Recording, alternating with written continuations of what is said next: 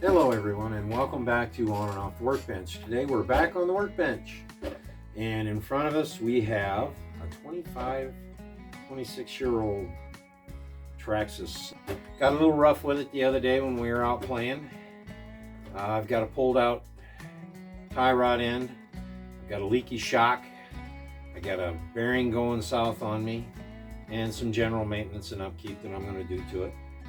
We're going to pull this body off. It's seen its better days, I know, but it's still functional. Okay, we are going to get these wheels off. I'm going to be able to see what I'm working on.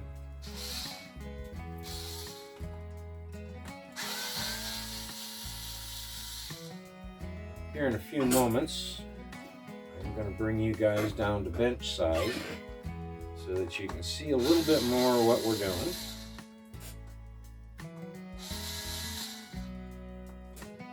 There we go. Shouldn't take us too long to get this done today. I'm going to do the clean up off camera. Good old-fashioned soap and water, as I usually say. I kind of prefer that blue dish soap. I think we all know which one it is. Good old-fashioned hot water and some blue dish soap gets the job done pretty quick. Gets the grease and the crud off. It doesn't tear things up. Okay, let's see. Here's that busted tie rod end. Okay, I'm going to bring you guys down on the bench in just a minute, and we'll start going through this thing one piece at a time. First things first. Broken tie rod end. I'm gonna peel both sides out, and I'll explain as I go as to why I'm pulling both sides out. Okay, we've got a nut holding this underneath. Grab a hold of that nut. Give this a spin.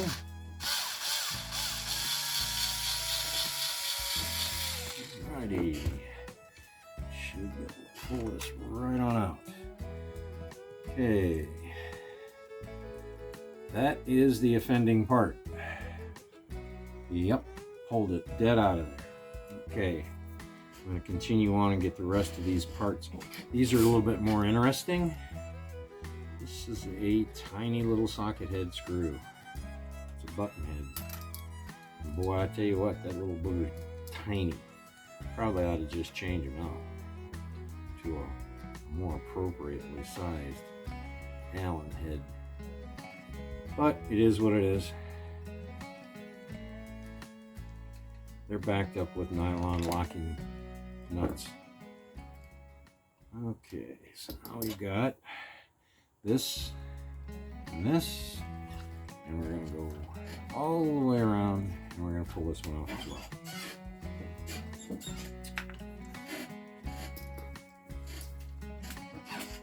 Again, backed up with a nylon locking nut.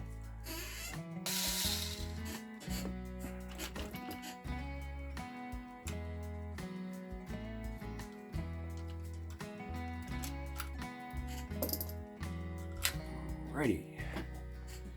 Now we're cooking with some fuel.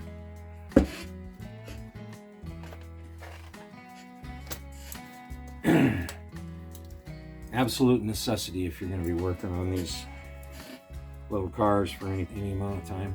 Make sure I zero it, set it to the appropriate measurement type, and here we go. What I'm going to do is I'm going to measure with the point to point on the outside. I'll measure both of them the same way, and that'll tell me exactly what I need to know. We're going to get within, try and center the ball inside the socket. Pretty good. So 3.872. Now, I knew I was going to be replacing it. I went through my bins, I found takeoff, and I'm going to put this rod end on that rod. Please remember that these are left-hand threads on these. One is a right hand, one is a left hand. Okay. Now, I am going to match the offset. I'm going to eyeball this and get it close. And then we'll match the offset. Understanding that we're going from one side to the other. Looky there. Ain't that pretty?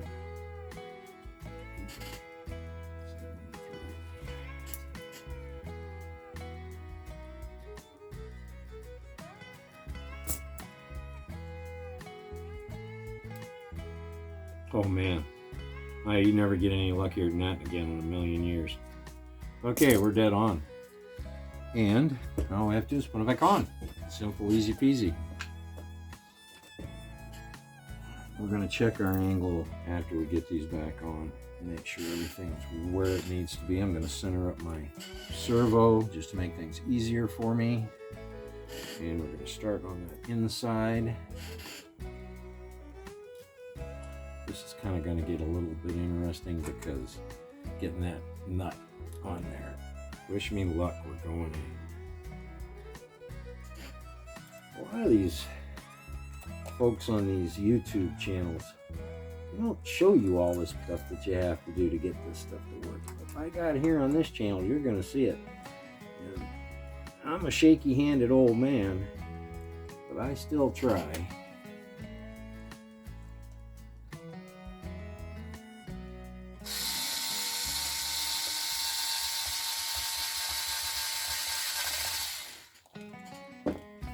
Alrighty. Don't like that tip.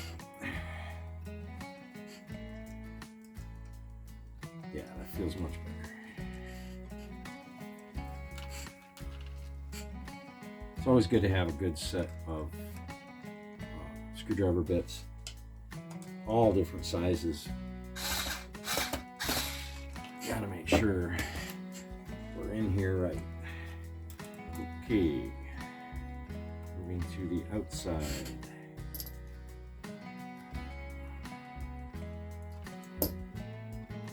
Enough for me. Looks right already.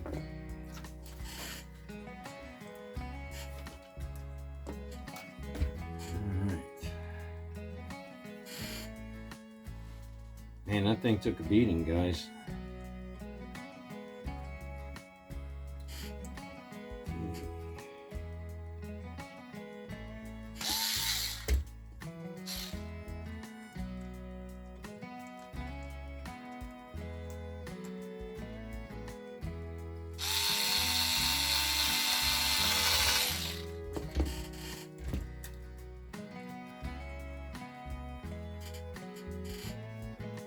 Little trick here.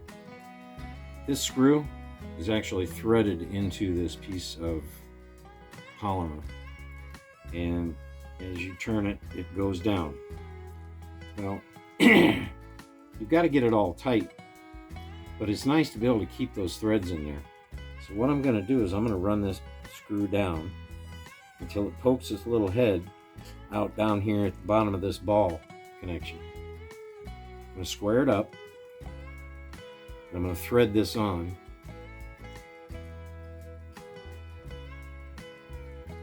Okay, I'm going to thread that on tight. Then, there we go. And then I'm going to run this down snug.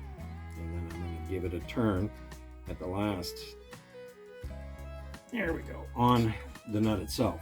Now everything's tight and you haven't ruined those threads. Because it's kind of handy to have those so that things don't get moving around too much. Okay, that takes care of the tie rods. And this one looks like it's taking a pretty good beating too, but it's still in pretty good shape. So we're gonna leave that there. This is a basher truck. So it's not like I need to have this thing tuned to the max, because I'm gonna take it out and beat. But what we do have is that nasty little shock right there. I'm hoping you can see that in this shot. If not, I'll give it a close-up in post-production.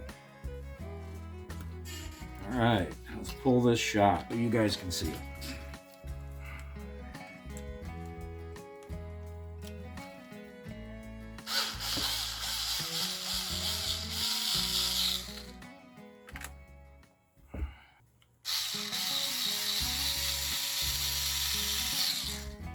Alrighty.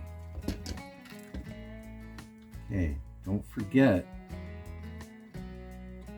these little washers right here.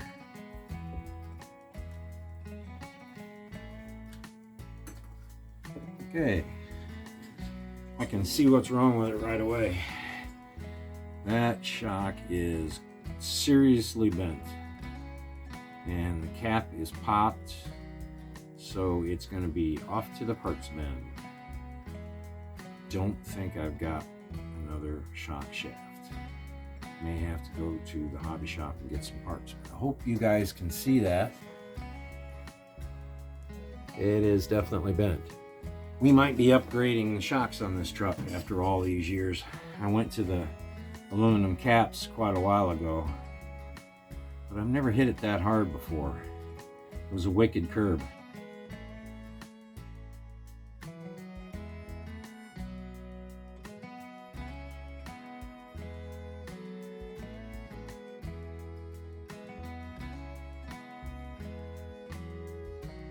Time to change out the shocks. Bang! We got shocks. Brand new shocks. You might want to pause, get the part number.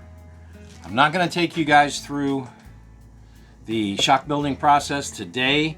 I'm going to go ahead with a little bit of video magic, and I'm going to put these together and show you how they go on the truck. We are going to do an in-depth shock building at a later date when I redo the shocks on the Slash. So without further ado, bang! We have a brand new set of shocks, and they're ready to go on the truck. These are stock shocks with stock springs. The fancy little blue caps did not come with it. They are aluminum and they are Traxxas. These particular shocks are used over a very wide variety of their models over an extreme number of years. Just match them up to the shocks that are on your truck and you're good to go. Okay, let's put it on the truck. I am going to use the outside hole.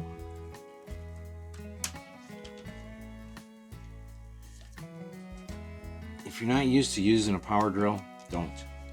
You can strip stuff out really fast.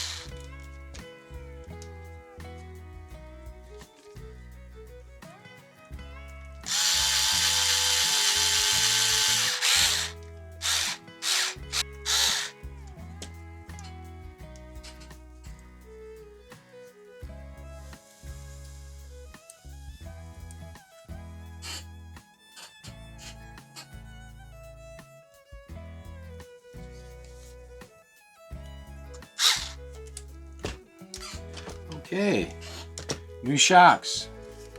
Part number. Again, these are stock shocks with the upgraded caps. I have upgraded caps at the rear. I'm using the original springs. They've got a little bit higher rate. They're a little bit stiffer than the red ones that came with it. They take up a little bit more of the impact when you land it on the front tires. And after all, this is a basher truck. So you'll probably be seeing this truck back on the bench. Thanks for watching the video. Don't forget to hit that subscribe button, mash that like button, and hammer that bell.